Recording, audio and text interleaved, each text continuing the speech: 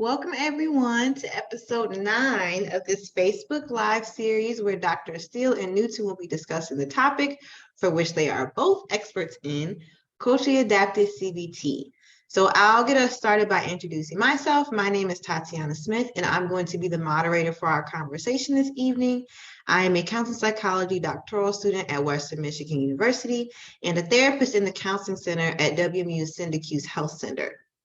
So Dr. Shamika Newton is the co-author of the newly released book, Black Lives Are Beautiful, 50 Tools to Heal from Trauma and Promote Positive Racial Identity, published through Routledge and imprint of Taylor and Francis Group, LLC. She is also a fully licensed psychologist and owner of Legacy Mental Health Services, PLLC. Dr. Char has over 10 years of experience in clinical, academic, and community settings, including teaching experience at both undergraduate and graduate levels of higher education. Her areas of expertise include multicultural counseling and clinical supervision of master's level counseling practitioners and students. In addition to her clinical and teaching expertise, Dr. Newton is also a member of the Michigan Board of Psychology, appointed by Governor Gretchen Whitmer, and she was recently honored with the Distinguished Psychologist Award by the Michigan Psychological Association. Congratulations, Dr. Newton. Dr. Steele is the other author of Black Lives Are Beautiful and a licensed professional counselor, counselor educator, and diplomat at the Academy of Cognitive and Behavioral Therapies. Dr. Steele is also the owner and clinical director of Kalamazoo Cognitive and Behavioral Therapy, PLLC, where she provides therapy, supervision, and training in CBT. Her scholarly activity includes peer-reviewed articles focused on CBT, social justice advocacy, and counselor training. Her favorite article describes cognitive conceptualization and treatment planning using CBT and a proposed cognitive model of internalized racism.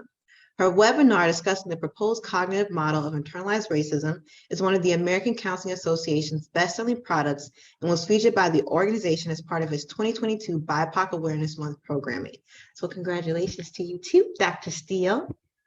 So tonight's discussion focuses on cultural adaptations to CBT. Like most discussions on culture, part of what we'll share tonight explores the impact of oppression on psychological health. With that in mind, we always like to begin with a reminder about the importance of self-care and mindfulness during our time together. If you find anything to be overwhelming, please be sure to use mindfulness and breathing skills when you need to and take a break if necessary.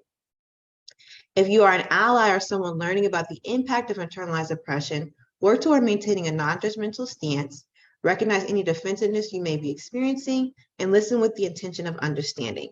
We also invite you to apply the coping strategies we'll discuss this evening.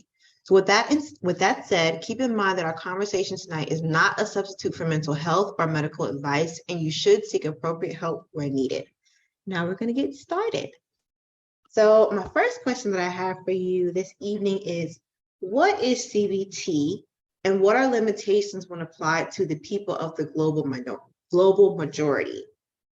Yeah, I can start. So basically, there are several different variations of CBT, but essentially it's a form of therapy that operates under the assumption that our maladaptive feelings and behaviors are a result of maladaptive thinking. And so if we can increase awareness of our thoughts, we can have a positive impact on their subsequent reactions, whether those be our emotional reactions, our behavioral reactions, or even our physiological responses.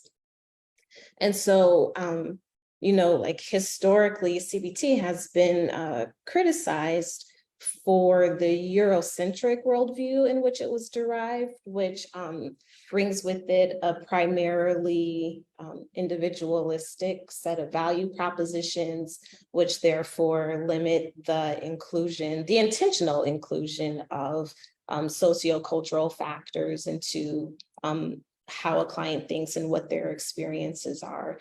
And so then for people of color or people with other marginalized identities, this can mean that when they're discussing their issues in therapy with their CBT therapist, part of the approach may seem dismissive, or it might even seem as though the therapists were blaming the victim for the emotional experiences that they're incurring.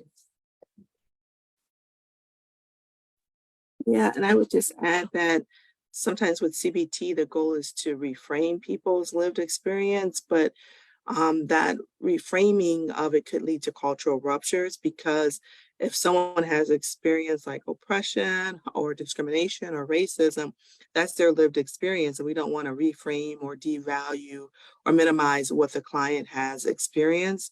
And so that's something that clinicians who use like a CBT orientation have to be aware of.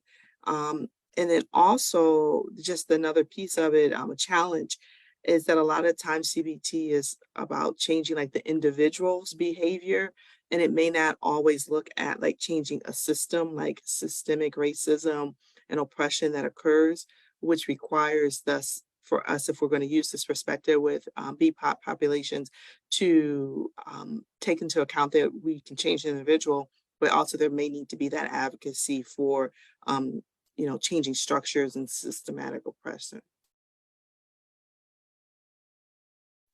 Yeah, what I'm hearing from both of you is basically for any therapist that is utilizing CBT, if that approach does not account for the influence of race, culture, and other diversity factors, and how our clients are presenting to therapy and what they're sharing, it runs the risk of making clients feel invalidated and then perpetuating that stigma and those microaggressions, because you're to not take into account those factors, you're essentially adopting a colorblind approach to therapy. I also, was thinking about this question too, because a lot of times in CBT, because this is like, been put forth as like the gold standard treatment in our field, and it can become very manualized and standardized. A lot of times when therapists are utilizing CBT in like that such prescriptive manner, I think about like ways of knowing, right? So CBT focuses a lot on cognitions, but I think about other cultures where they may be more of a focus on somatic or even like spiritual experiences as like indicators of their mental health and well-being as opposed to cognitions. And so I think about almost like this hyperfixation on the mind, or like cognitions or thoughts can like sometimes get us separated from like that mind body spirit connection, which may be more present and more culturally relevant from people from other cultural backgrounds. Yeah, and I think that that's really where the cultural adaptations come in, because, in its core, CBT actually has several tenets that do make it well suited for individuals with marginalized identities, things like attention to personal empowerment and client strengths and support systems, and then also affirmation of one's own sense of identity. So if we're able to appropriately draw on those tenets of CBT and then apply them throughout the rest, that can increase the cultural relevance of the theory for other individuals. And then I think too, also, in response to what you were saying, something that I like about CBT is that, fundamentally it's based on this belief that it's not what happens to us that determines how we feel, behave, or the physiological responses that we have, but it's how we think about what happens to us. Despite that, we can intervene at any point in that cycle. And so if we're having an affective experience, we can start there, and we could look at how those emotions influence our behaviors, and then how our behaviors in turn influence our thoughts, and we can see the connections that way. And so even if we're thinking about our spirituality, essentially our spirituality, our faith, it's a belief, right? And CBT is all about beliefs. And so again, if we can draw on client spirituality as an organizing framework to understand and interpret and make sense of and modify their beliefs. Mm-hmm. Yeah, and kind of what you were saying, Tatyana, about like people having somatic experiences. Like we know from looking at the research that individuals, populations that experience trauma within their body, the body holds on to that. The body processes trauma. And so, as we talk about this, the reason why it's also important to use an adaptive approach to CBT is because it's so thought heavy, I guess we could say. We also want to look at like how do people, physiologically respond to, the trauma that they may experience as being a person of color, How does that impact like their brain? We know that, again, research shows that they are more hypersensitive, that there may be more fear response within these individuals. And so looking at what's going on within the physical body is important as well. Mhm. And I think what you two are talking about too also signifies the importance of a skillful application to CBT. We tend to focus on the C. It does come first. It is what we think about, when we think about that theory. But the B is a very significant aspect of it too. And that is where the mindfulness and the somatic aspects do come into therapy, especially if we think about like the traditions of CBT. There are three waves. The first is behaviorism. The second is cognitive therapy. And then the third is a mindful approach to CBT. And so that's where we really are looking at the integration of, the mind, body, and spirit, and how mindfulness can be used to help us regulate and manage our distressing emotions, essentially by teaching us cognitive diffusion so that we're not, driven by our negative thoughts and feelings. What I'm hearing in both of you say is that when you're intentional about taking a culturally adaptive approach to utilizing CBT in therapy, it helps BIPOC clients learn how to respond to situations, in particular exposures to, intersecting systems of oppression as opposed to reacting, right? As you were saying, being activated by our negative thoughts and beliefs. And I think that the way that you just broke it down, Dr. Steele, is useful not only for therapists, in particular beginning therapists who are interested in using CBT, because I know a lot of times, sometimes people gravitate to it because of the structure that it provides, and it like tells you exactly what to do. But again, being multiculturally mindful in how you're introducing that into session and not be so prescriptive is good for a beginning therapist to know, but also counselor educators, so the people that are teaching people how to be counselors, making sure that, when they're discussing CBT as an option for theoretical orientation, they're being considerate of these cultural adaptations that need to be made to the theory. Yeah, because CBT as a manualized treatment is kind of a stereotype. A more like traditional Aaron Beck approach to CBT is individualized to each client, and it's based on each client's case conceptualization. And so if you're conceptualizing client issues, you should be including their socio-cultural factors in that conceptualization to make it the most culturally responsive, to make it the most authentic to their lived experiences, and to have the greatest impact. It's definitely not a one size fits all model if it is to be effective. Right, yeah. So you both are kind of getting at the second question a little bit, but how would you say culture influences the therapeutic relationship and assessment practices that are used in CBT? I would say that, using like the CBT paradigm, we create schemas, right? And those schemas are templates through which we see the world, and those schemas are impacted by our culture. So example I can think of as being Black and being Baptist, like that part of my culture, being a Black Baptist individual, impacts how I even see things such as grief, or how I see relationships and purpose in life. And so our culture ultimately will influence how we think about our reality, and how we conceptualize it. Thus, that's what the client brings to the room. And that requires us then as clinicians to be aware of how our own biases as clinicians may come into the counseling room, because someone's culture may be different than our culture, which then creates this dissonance and can create those cultural ruptures in the relationship. And so that's why it's so important that we understand and we broach the issue of race with the sensitivity, no matter what theoretical orientation or what approach we're using. And I think, research suggests that in terms of the counseling relationship, perceptions of therapist empathy and then also the strength of the therapeutic alliance are both affected by the clinician's ability to broach issues of race, ethnicity, and culture. So, in a very basic level,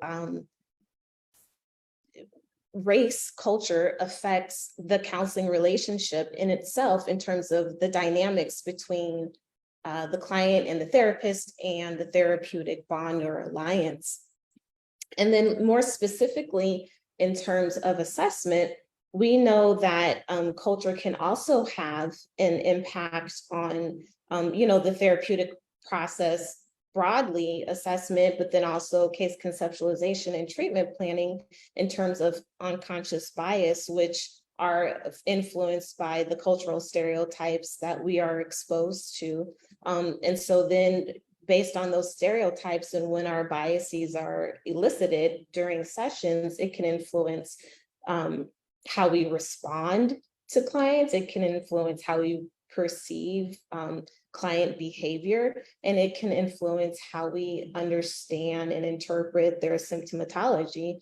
There's a lot of research that suggests that African Americans, Black men in particular, have difficulty receiving accurate depression diagnoses because a lot of their depression symptoms are socially determined due to issues like the experiences of invisibility and microaggressions. And so they tend to present, rather than with sadness, with anger or irritability, or they might be closed off. And so those can be perceived by a person whose unconscious biases have been activated as laziness or aggression, and then their depression gets interpreted as a behavioral disorder instead. And so those are some of the many ways that culture can influence the therapeutic relationship and assessment in particular. The other thing I was going to say, kind of adding on to what Dr. Steele said, was just also culture within culture, there are norms, there are nuances that come into play. And so, for example, within some cultures, it's very much appropriate to include community members, whether that be a pastor or community expert or someone that is very significant to the family structure, to the individual. And so I think when we think about assessment and treatment planning, we have to look at, okay, what are the norms? Because if someone's coming from a collectivist society, their norms may be much different than someone who's going to be more individually focused within their treatment planning. And then that may cause us as counselors to be able to pivot and to be able to honor those things which are important to that individual. Mm-hmm. Yeah, essentially,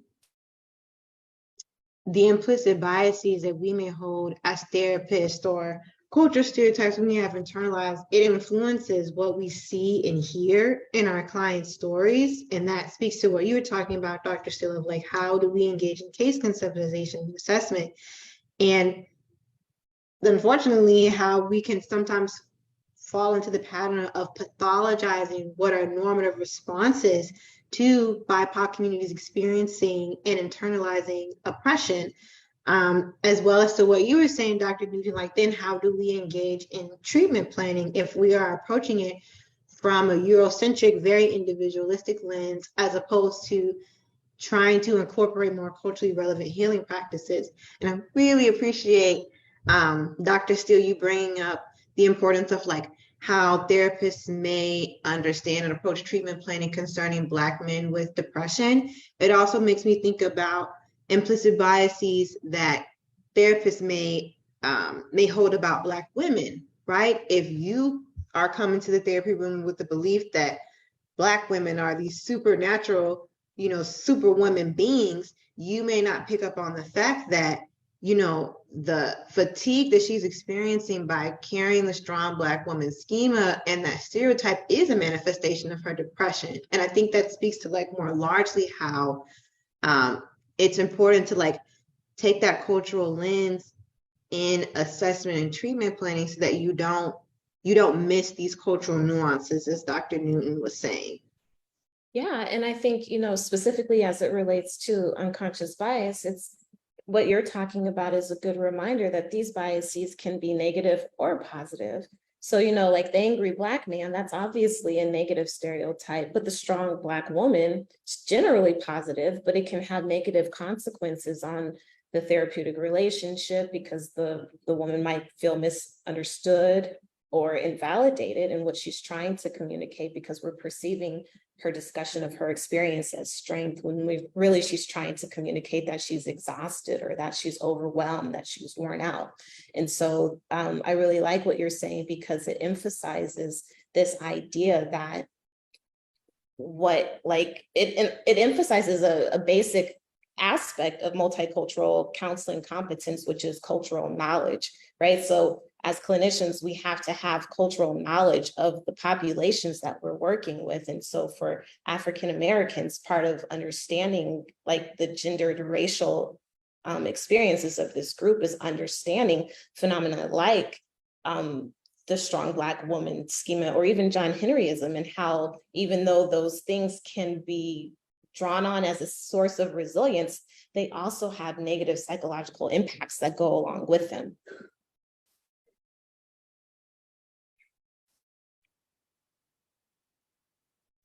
So then, continuing in a similar vein, what considerations would you both say are necessary for culturally sensitive case conceptualization and treatment planning?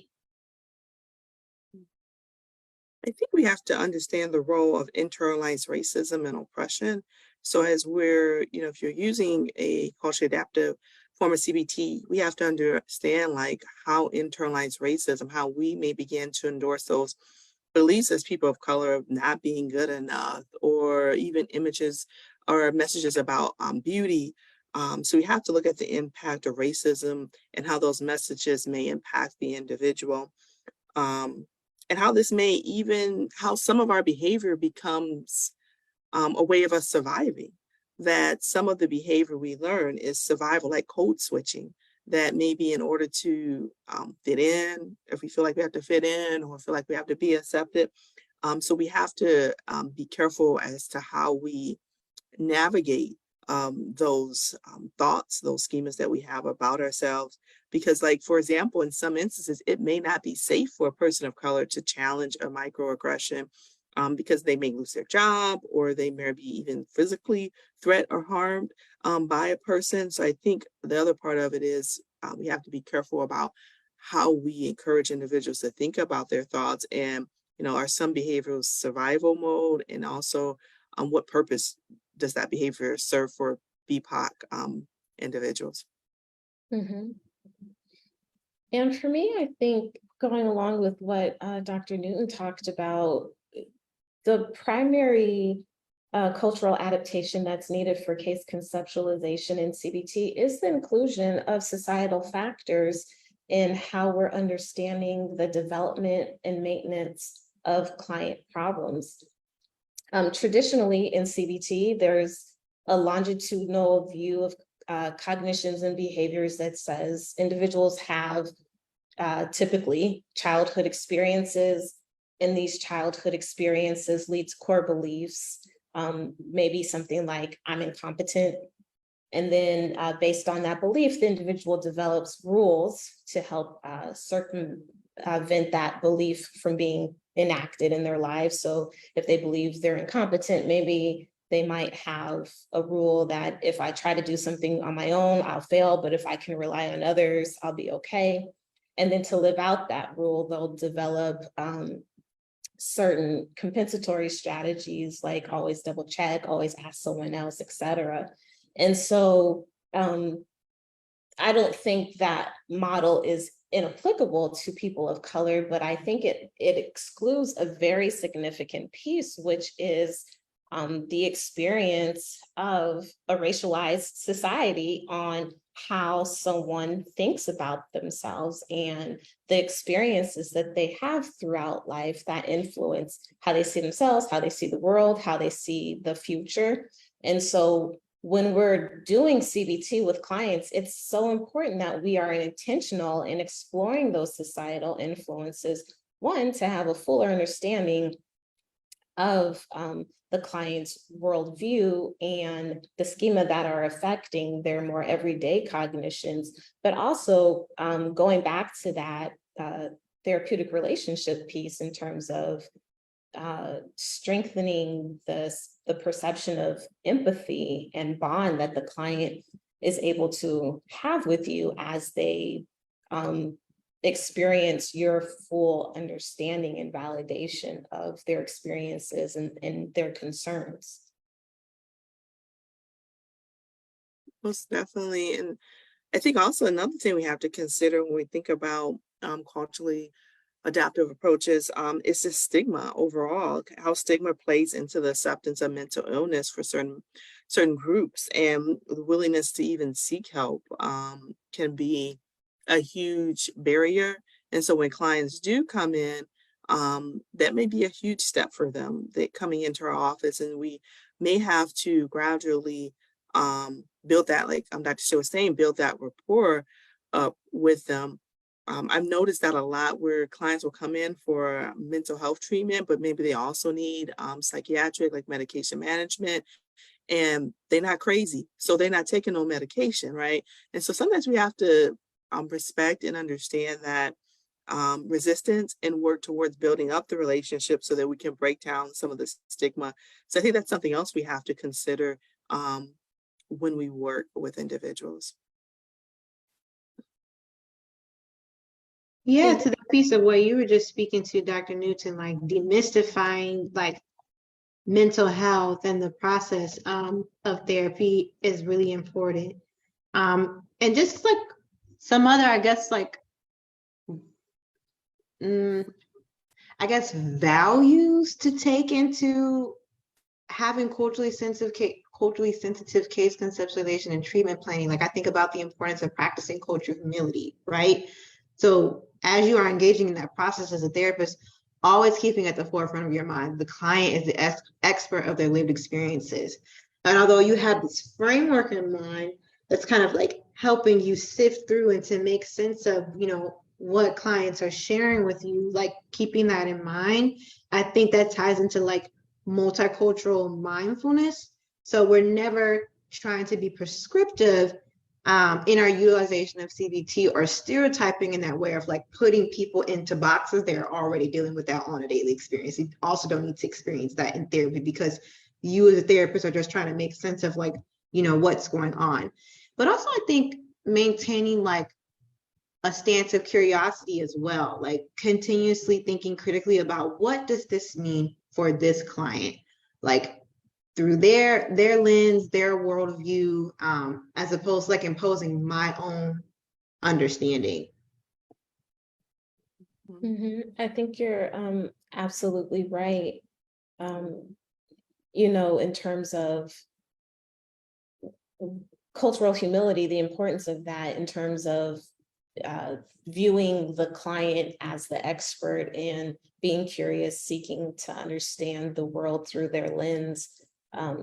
That's important for case conceptualization, but then also in terms of treatment planning, when we're thinking about like what interventions are going to be effective in facilitating healing for these individuals, I think that is a wonderful opportunity for cultural humility to really shine through in the counseling relationship in terms of just asking the client, like, what do your cultural traditions or your family traditions or your norms say about what people need to be well?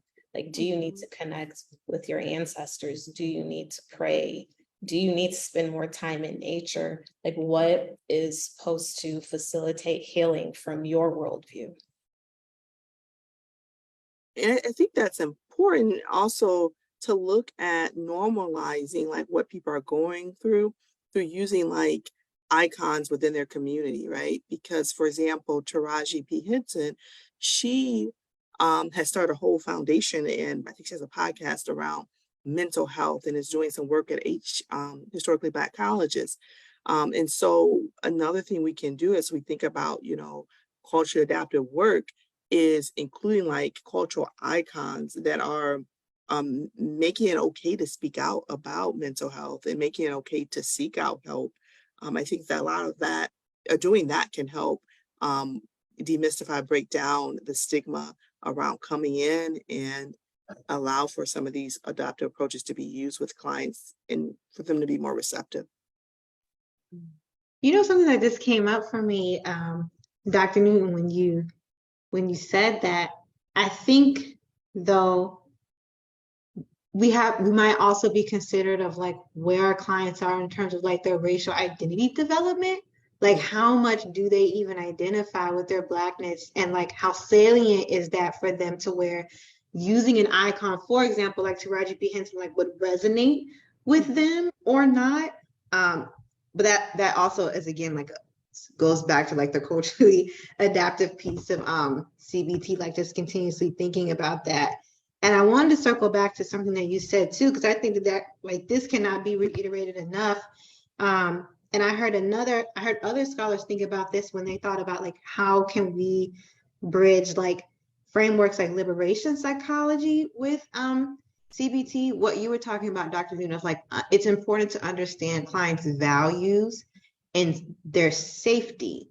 Like what is safe in terms of what we're trying to do with them or enact change in their environments, because one of the examples that they shared was like it's about helping our clients move through the world with integrity. So for example, if we think about for example, a Black woman who's experiencing microaggressions and racial discrimination at work, it may not feel safe for her, just like you said, to kind of like go against the grain and rock the boat. Sometimes behaviors like resigning from your position can be powerful because you get to choose how you want to respond in that moment. And there's power and agency in that, as opposed to what I feel like oftentimes happens for BIPOC folks, in particular within the Black community. Like we feel the weight of carrying our race on our shoulders and like being a representative in that way. But knowing that, you know, if you chose to resign in that example, like you aren't letting your people down or always having to like shoulder that burden like all on your shoulders. Mm-hmm. Mm-hmm. No, I think you're definitely right. Both those points. First, you know, it depends on where someone is at as it relates to Cross's racial identity development model. Like if you're at that earlier stage, you know, Taraji P. Henson may not resonate with you, right? But if you in Black culture and you used to watch Empire and you know, you respect Taraji, then it resonates, right? So I think definitely both points you said were on track. Yeah. And I was going to add that, you know, as it relates to Black racial identity development and understanding how that might influence how receptive a client would be to certain frameworks or discussions or interventions, that goes back to the significance of just basic cultural knowledge, which really isn't specific to CBT. But I think it has an important impact, again, on how we're implementing CBT principles and techniques with our clients. And even, you know, as it relates to understanding how we are approaching intervention planning. When you were talking about helping clients understand, for example, if they want to quit their jobs, that's not necessarily letting your community down. Like that can be one, you know, focus of discussion, but also from a CBT perspective, just providing the client with some enhanced psychoeducation on how to respond to microaggressions. For example, using microinterventions, that can be part of the therapy as well. And so for a lot of clients, part of the difficulty might be that because race is such a taboo subject in our society, we're not getting a lot of information about how to respond for it. Like as Black people specifically, we can probably speak to the experience that our parents prepare us for bias. They tell us it's coming and they might talk to us about how to stay physically safe, but there's not as much explicit preparation to deal with the emotional and the psychological consequences of it. So, you know, drawing on like that liberation framework, enhancing critical consciousness around these issues can be a part of the therapy when viewed through the lens of psychoeducation. And then going back again to your example of responding to microaggressions, teaching individuals how they can respond can produce a sense of empowerment, which can be cathartic in and of itself. So regardless of if they're able to enact change in the environment, just speaking up can have a positive therapeutic effect. And so being able to have those conversations are important, but we have to know those things as clinicians in order to be able to have those conversations. Right. It's almost like this saying that I remember one of our professors saying, and you both, have experience in Dr. Morris, like, give me the rules of the game so that I can know how to play.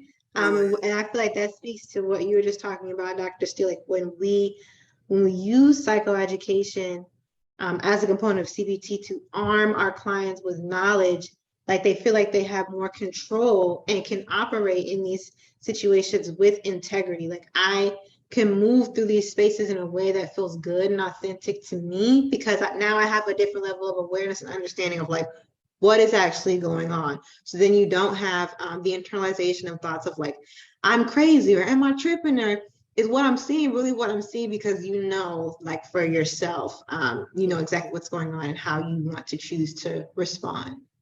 Mm-hmm.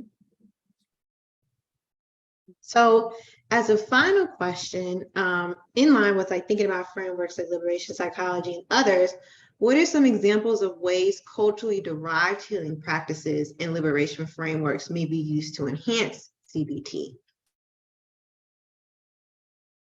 I think for me, it goes back into, outside of case conceptualization, how we're looking at interventions and healing. So, talking to the client to, again, get an understanding of what are indigenous healing practices for them. Two that I like personally to use, well, really, they're based on the same thing, storytelling. And so a lot of cultures have storytelling as part of like the cultural experience. And then also it can be used as a form of healing.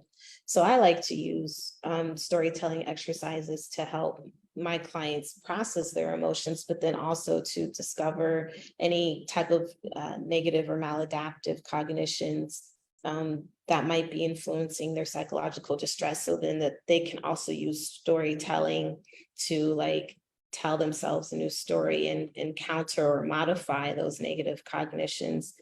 And so one exercise I like to use is called telling one story. And it's actually a technique that I borrowed from narrative therapy, but basically you have the client imagine that their life is a book. So you have them give the book a title, you have them decide to write 7 chapters, and the first 4 chapters will be about their life thus far. So they don't write the whole chapters, they just write chapter titles and like a couple sentence summary for each chapter.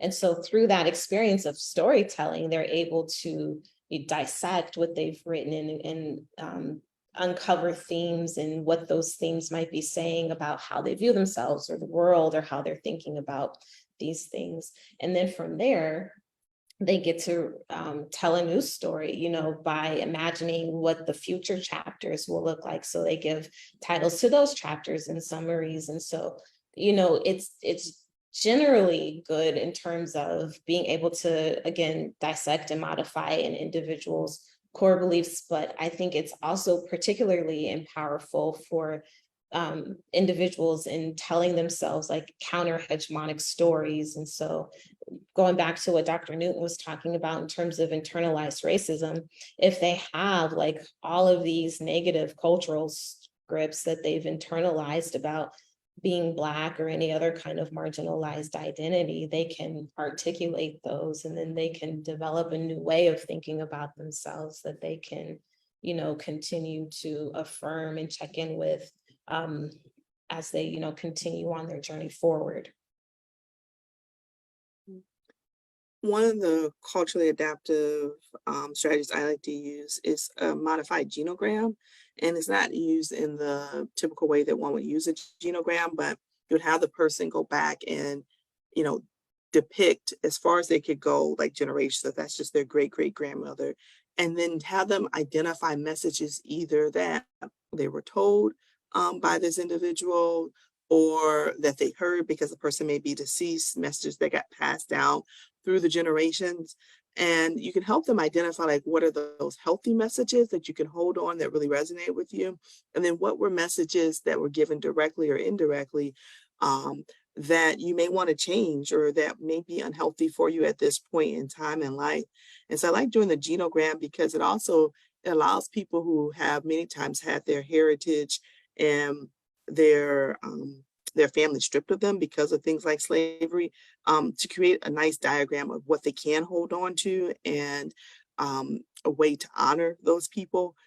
So it's kind of like giving them pearls of wisdom to move forward, which are really just cognitions that resonate for them. I think also when we talk about like culturally adaptive strategies, the use of music across cultures, like I was in supervision last week with a student of mine who identifies as Indigenous, and she was sharing how drumming and the use of words while drumming is important to her culture. And I know in Black culture, Negro spirituals are important, humming. Everyone may have had a grandma who hummed. Mine used to hum, you know, we come this far by faith. And so being able to use the words of songs and lyrics and drumming music to be able to reframe thoughts can be empowering as well, because it's something that's just been embedded within our culture.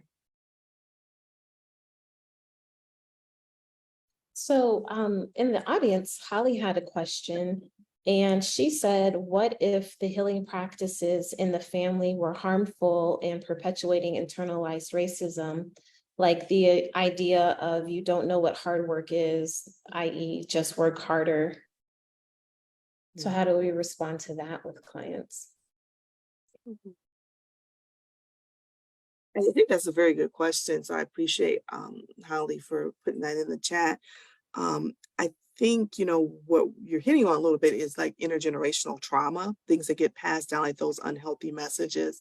And so I think we as individuals, we have to create new norms and new values for ourselves, identifying why that may have been working for that individual, how it's unhealthy, like the unhealthiness of it for ourselves, and create new, like Dr. Steele was saying, new narratives, new stories. That would be a good opportunity to use like that intervention as far as reworking some of those maladaptive thoughts or thoughts that aren't healthy for you as an individual.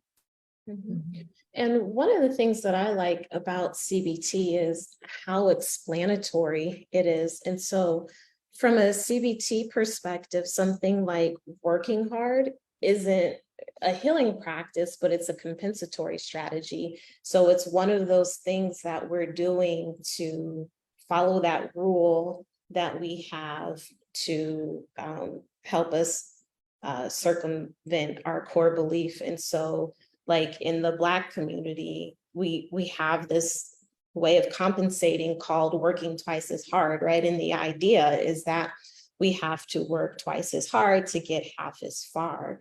So that's not a healing practice. It's a way to compensate with the racism in our environment.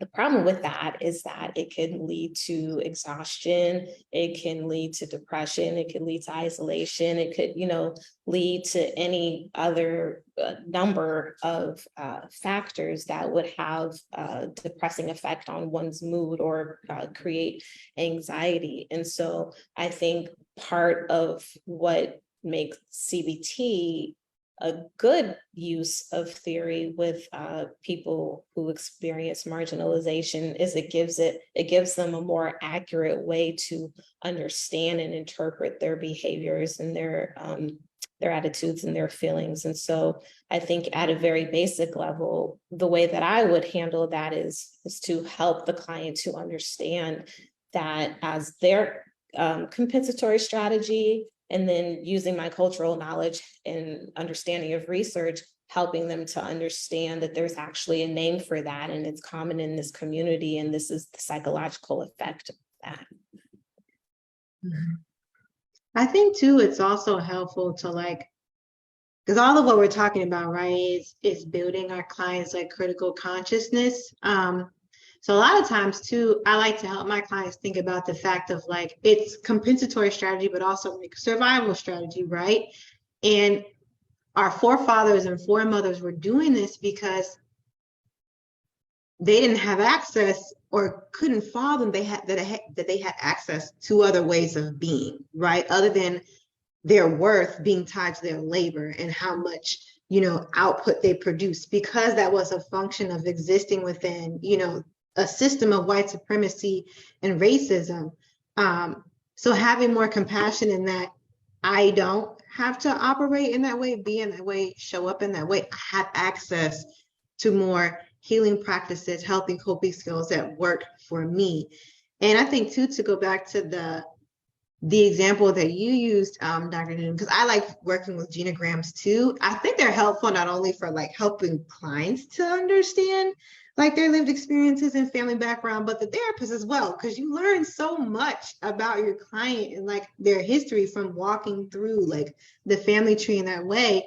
But even if you walk through the modified genogram and kind of talk about those family members who gave you that unhelpful message that you have to work twice as hard to be good, it might be helpful to look back on their lived experiences and to see how that advice also always didn't help them, right? How it still was contributing to depression, anxiety, fatigue, stress, trauma, as like another way to drive home. Like, this didn't work for them, it's not going to work for me. How can we work together to show up differently?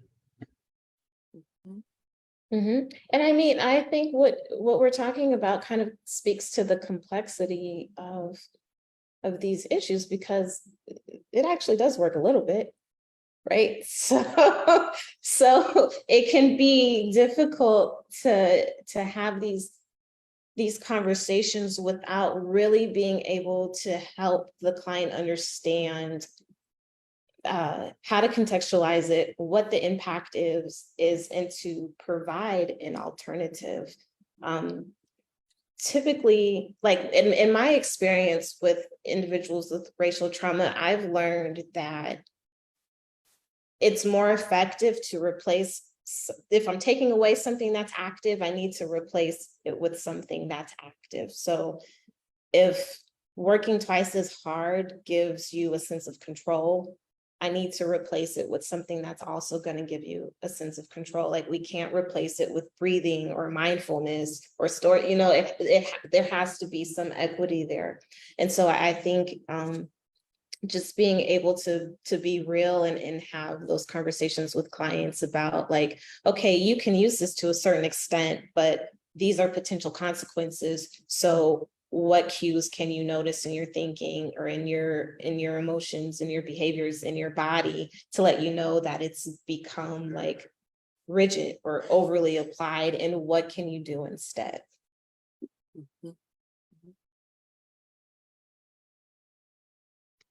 Yeah.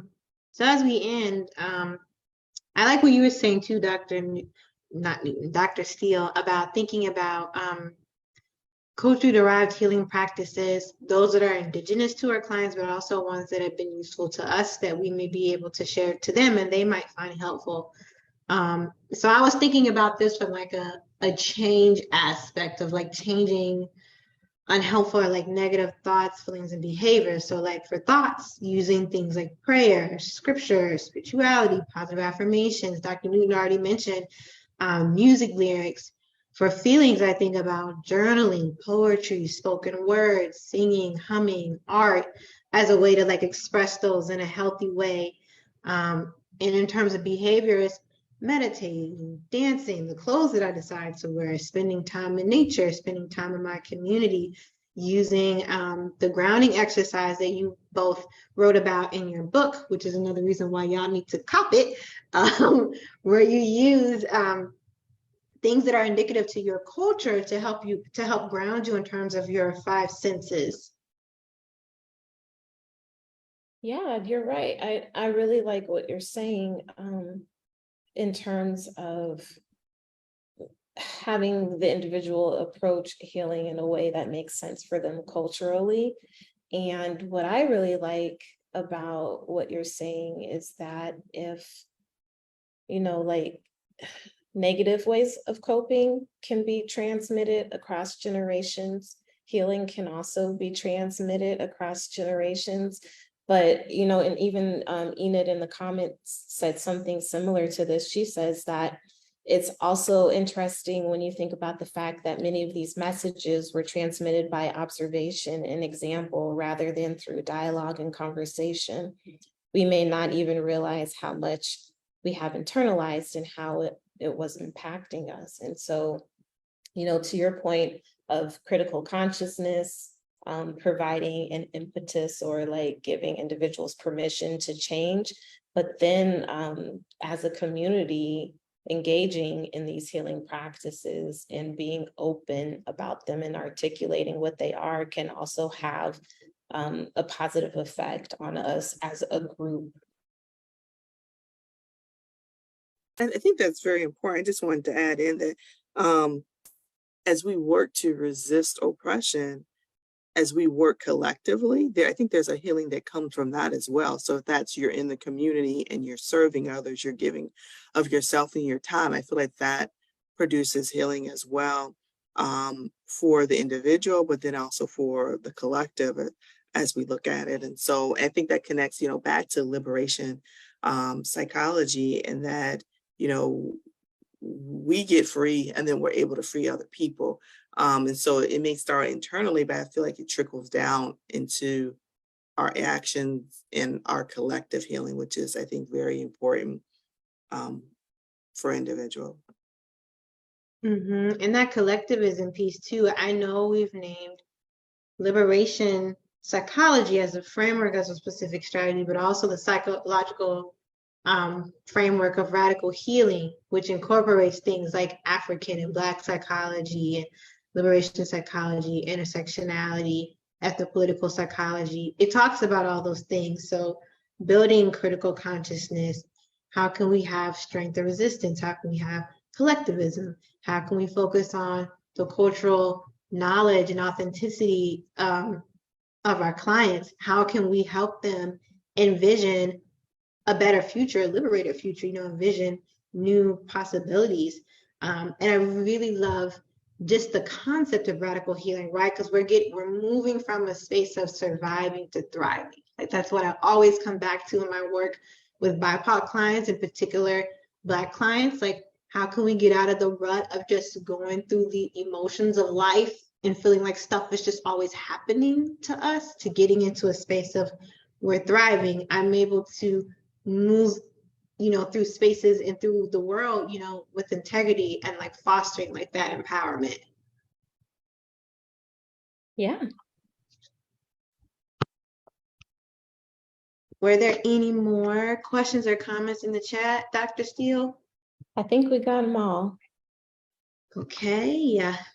Well, thank you everyone who joined us this evening, and for those of you that will watch later, thank you, Holly and Enid, for your comments and questions. Drs. Newton and Steele and I would like to thank everyone for joining us. If you're interested in learning more about some of the different strategies we talked about tonight, please check out their book, Black Lives Are Beautiful, 50 Tools to Heal from Trauma and Promote Positive Racial Identity, which you can find on Amazon. Apparently, they also have it on Walmart now, too. Yeah, they do. I was also just going to hop in real quick if you're interested in learning more about the work that we do around, just this topic area. This coming Thursday through the Michigan Psychological Association, we do have a session, a webinar coming up on implicit bias. So it kind of connects to some of the things we've been talking about, and we'll be talking about broaching and some other important topics that connect to implicit bias. So feel free to check out Michigan Psychological Association's website.